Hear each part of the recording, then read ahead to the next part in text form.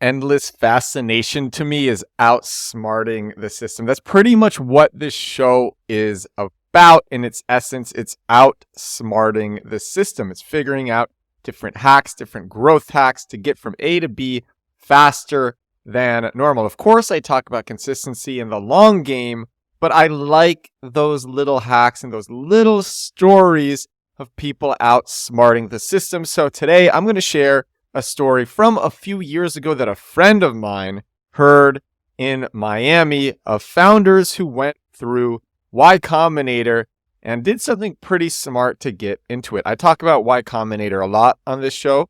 I love the people who are involved with that company. They're some of my favorite people. And Y Combinator, if you don't know, it is the most sought after startup accelerator and pretty much the top rated startup accelerator in the world. It's responsible for Stripe, for OpenSea, for Brex, for Reddit, for Flexport, for Airbnb, for Zapier. The list goes on. For Webflow, I'm like scrolling through. You can search Y Combinator top companies by valuation. It's crazy. It's crazy how many top startups have gone through YC, through Y Combinator.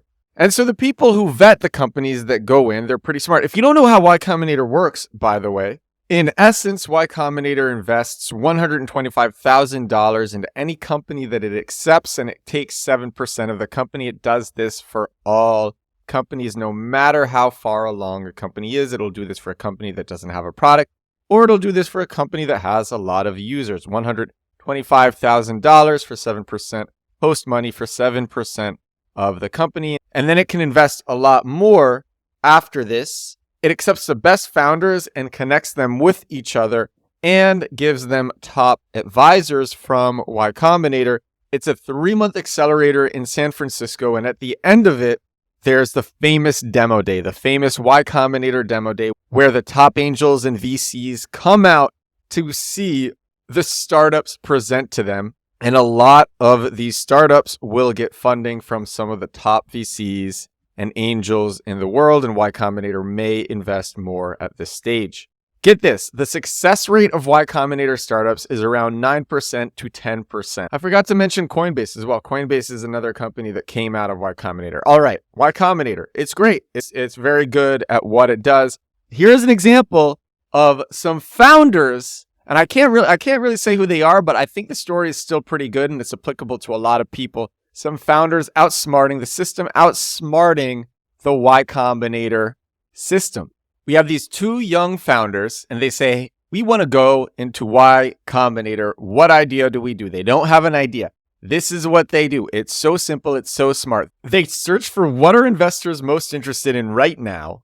They memorized everything that they had to memorize, wrote down all the answers. They looked closely at the niche.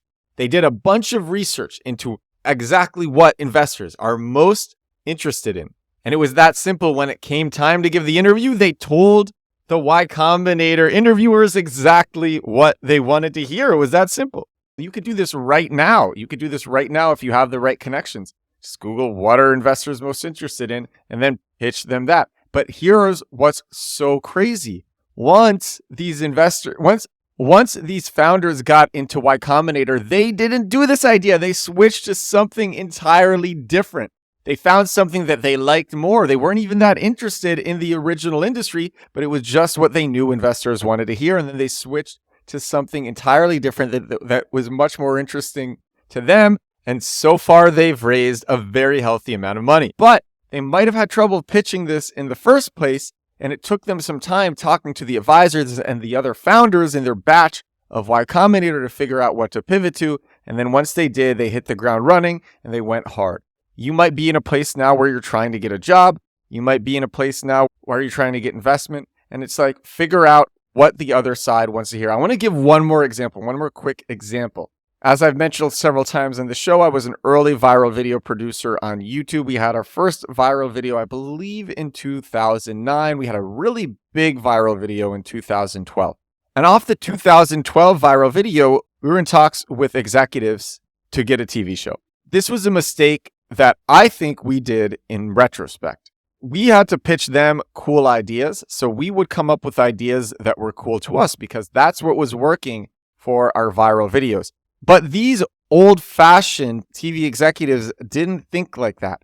What we should have been looking at is what would have been interesting to them. What would they have wanted to hear? We didn't get the TV show, and I believe in retrospect, if we had pitched them on the type of things that they would have found interesting, the type of things we could have even asked them. We might not have been able to find it on Google, but we could have asked them, hey, like, what's most interesting to you right now? What are some things that are most interesting to you right now? And then we come back pitching them a more expounded version of what they told us. I think that would have done a lot better. So find out what the side you're selling to wants to hear, and then tell them that. And then once the deal is done, you can switch to something else. Now, of course, once the deal is done, you need to execute in such a way that the other side still comes out on top. The other side also ends up winning. Both sides win. But for a lot of people, going from 0 to 1 and making that close, that is very difficult. A lot of people struggle with that. This is a hack. What these Y Combinator founders did is a hack. So if you're selling to anybody, think about what it is the buyer wants to hear. Tell them that, and then make good on your promise, whatever it is. Even if you switch ideas, it's okay, as long as the other side ends up winning and as long as you end up winning. I want to say, I'm not advocating a rug pull. I'm not advocating ripping somebody off. I'm not advocating stealing from somebody. But here's what I'll say. Billionaire agent David Geffen, one of the most successful talent agents in the world, started his career by lying on his resume that he graduated from UCLA. He never even went there to get a job in the mailroom at WMA, from which point he moved up in the world. And now, billionaire, super successful. He also gave a couple $100 million to UCLA once he became rich. All right. This is a short one. I know it's a short one. But I think this is a pretty, it's interesting to hear. To me, it's interesting to hear that these things happen at even the most exclusive, top-rated startup accelerators with the most vetted professionals. This can still end up happening. This stuff still ends up happening. People want to hear what they want to hear. That's what it comes down to. I hope everybody enjoyed today's episode. Thank you so much. I will talk to all of you again tomorrow. Bye now.